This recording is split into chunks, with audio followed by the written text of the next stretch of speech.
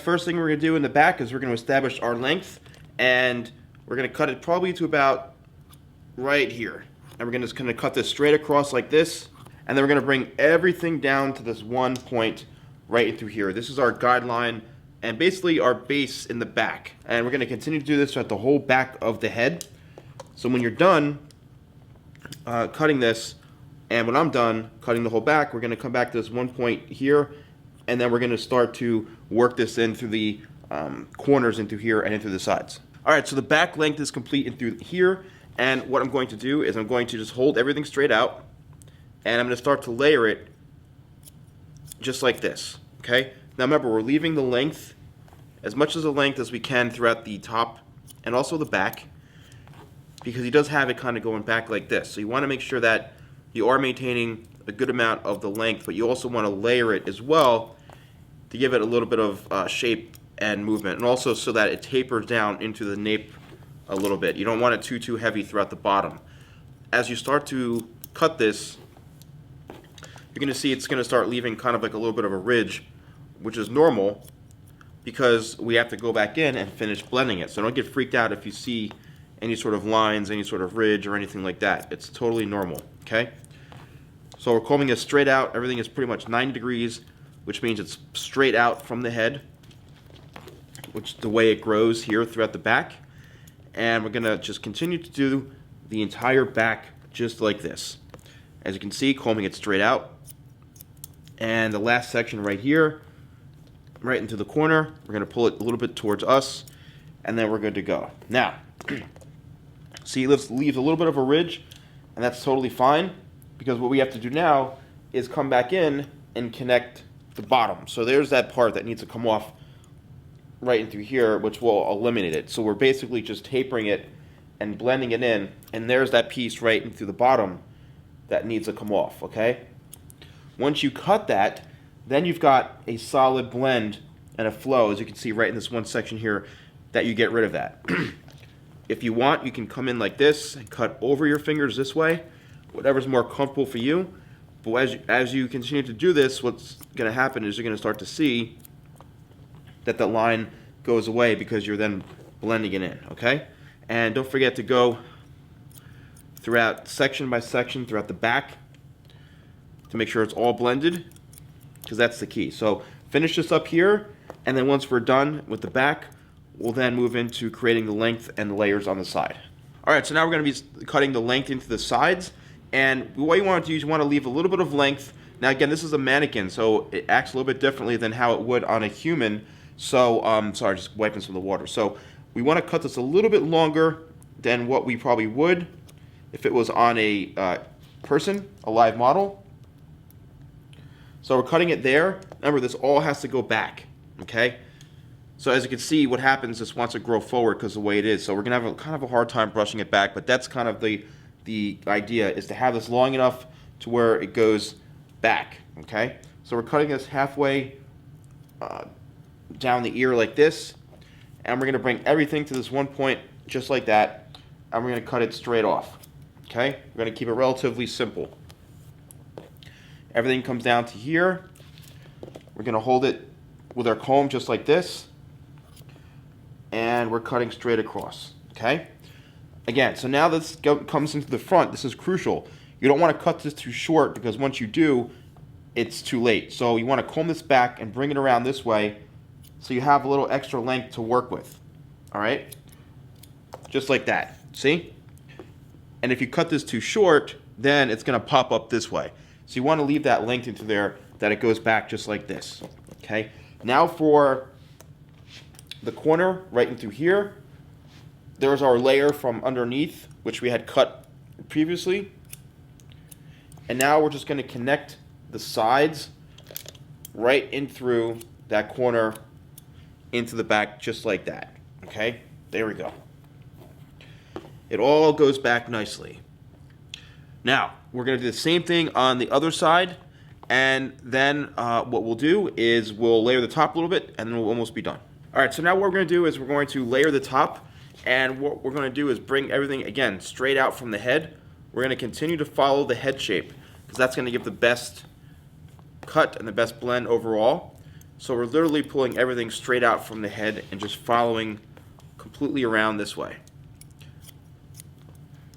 Body position is definitely always important. You want to make sure that your elbows are, parallel and they're straight. They're not bent down like this. I see a lot of people bending down. You want to make sure that you keep your elbows very, very tight and very straight. When you hold your elbow up this way, pointing to the sky, you're cutting shorter to longer. So you want to keep everything kind of in line with following the head shape and keeping everything well balanced. Now we're going to jump onto this side here. And as you can see again, I'm bringing everything straight out from the head. And that's going to keep everything really, really even, and it's going to keep it very consistent with your shape. Now we're working on the corners into here, which we'll get to. Now for the very top, what I'm going to do is I'm going to connect this now from the back, which we just cut, working in through the top. There's our piece where we left off, right there. And that's going to be used as our guide to connect. Because you don't want to hold it straight up like this. If you hold it straight up and cut it across, you're going to create another line. So I always use this technique to blend in going this way. Then once I have that guide where it's connected and blended from the back into the top, then I can hold everything horizontally and straight up and cut it straight across, which is what we're going to do now. So we'll take our section right like this, right down the middle. We're going to hold it straight up, just like that, and we're cutting it off. Now we're probably leaving the top of the head, probably I'd say a good 5 inches or so, maybe even 6, just like that. As you can see, it's almost like a little more than, probably 3/4 of the length of the comb, like this.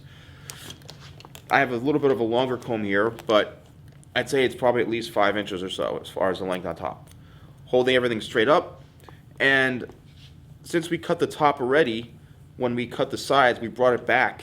Probably not going to have much to cut in the very, very front, just a little bit, just like that. Now to keep things going, since we're on a roll here, we're going to work into the corners and to the sides. So again, we're combing it straight out, and we're cutting now into the bottom here, and we're keeping everything very even and consistent. You want to have a nice overall blended shape throughout the whole thing. Now because he has this particular style, on a little bit of the longer side, there's no clippers involved, it's not super, super short, it's best to keep things very even and very well balanced throughout this entire haircut. And this front, which we cut already, if you want, bring this back. If there's any sort of pieces that need to be kind of blended, then now's the time to do it. And obviously you can see there's not much. The same thing on the other side. I like to stand this way, okay? Because I'm now facing the mannequin. And actually, let's turn the head this way so you guys can see. My chest is facing this way, so you have to turn your body around. This way you're getting a good angle on the whole thing, and you're seeing it from a different perspective. If you throw your arms over this way, it puts you in a very uncomfortable position, and I don't really like doing that, and I don't suggest doing it. So you just change body position and simply turn around, okay? So this is pretty much it, and let's get into the blow drying. All right, guys, so this is one way of how Leonardo DiCaprio has his hair, because in the film, a lot of times he's running around, especially towards the middle, towards the end, a lot more water involved, and his hair is like this. So this is what it looks like with just kind of water in it. As you can see, it kind of goes back and then tapers down in through the bottom and through here. Okay, going around this side. So here's the length in the back again. It's probably about, I'd say, 4 to 5 inches, and then tapers down to about, I'd say, 1.5 inches into the very, very bottom like this. The length in the side here is about, I'd probably say, to the middle of the ear, just on this particular mannequin. The top, probably about 5.5 to probably 6 inches most. And as you can see, it kind of goes back to front, comes down to, I'd probably say, like the chin or so, to the lip, right into here. If you bring it straight down like this. But when you bring it over, it comes down to the lip right into here, okay? So this is one way. And then I'm going to show you the second way of how he had it, which was all slicked back. Well, guys, here's the finished look for the second way Leonardo had his hair in Titanic. This goes back. The only reason this is sticking out like here is just because it's the mannequin head of the hairline into the sides here. But if it goes slick back, as you can see, there it's tapered back like that. Same thing on this side. And I used American Crew. I used the grooming cream and I put it in when it's wet, and I just took the comb and I slicked it all back this way.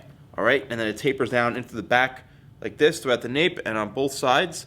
And now the style is complete.